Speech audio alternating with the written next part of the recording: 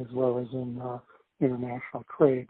But I have experience with premium products that were further processed and had high margins in the U.S. and brand recognition at ConAgra and at Cuba National before it was part of ConAgra, and a few other brands. And there, selling that product was basically because of the U.S. brand franchise, and it was being imported as somewhat luxury products. I basically got my price premium that I wanted, and there wasn't much price negotiation.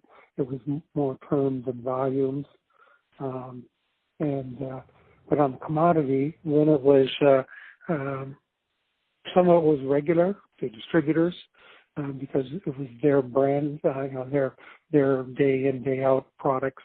Others were, when it was to a retailer, it was more frequently, when the markets were favorable, either the dollar and the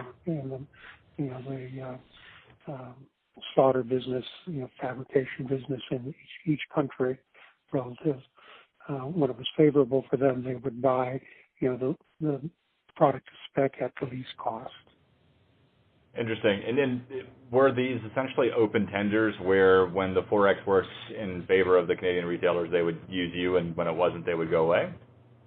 That's what the commodity product was, when it wasn't going to a distributor. Got it. And the premium products, were those longer-term contracts, or was that, again, sort of spot filling? Well, they were longer-term agreements and longer-term history, because they, the only thing that would knock me off is if someone came out with a superior product, even branding. But in fact, the pricing was, weekly pricing, whatever my needs were. They would live with it. They might buy a little bit more, a little less if they thought there's going to be an exchange rate change or whatever, but they couldn't do much because, in process it's a longer shelf life than fresh raw, but you don't have much leeway unless you want to freeze it and then you change the texture of the product. Right. Because those are, 45-day shelf lives usually on process, or is it even more than that? We've heard 60 to 120. Well, it depends on the type of packaging you have on the product and the type of product you have. If it's fresh and you're selling it to them as a wholesale cut, say beef, which has to be aged anyway.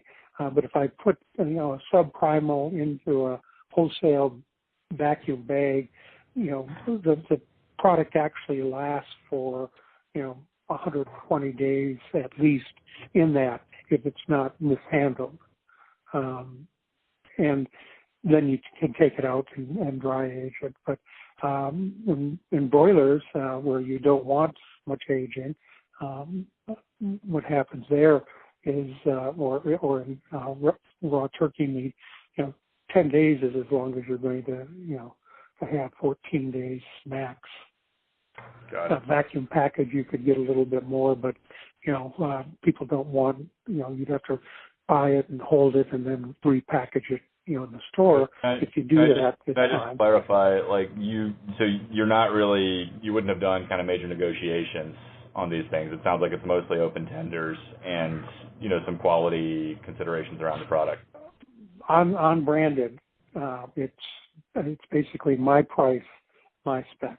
But on the commodity and on the raw meat going into distributors and retailers, it's the specification and then the pricing. So what happens is you can have pricing agreements when you have a longer term person.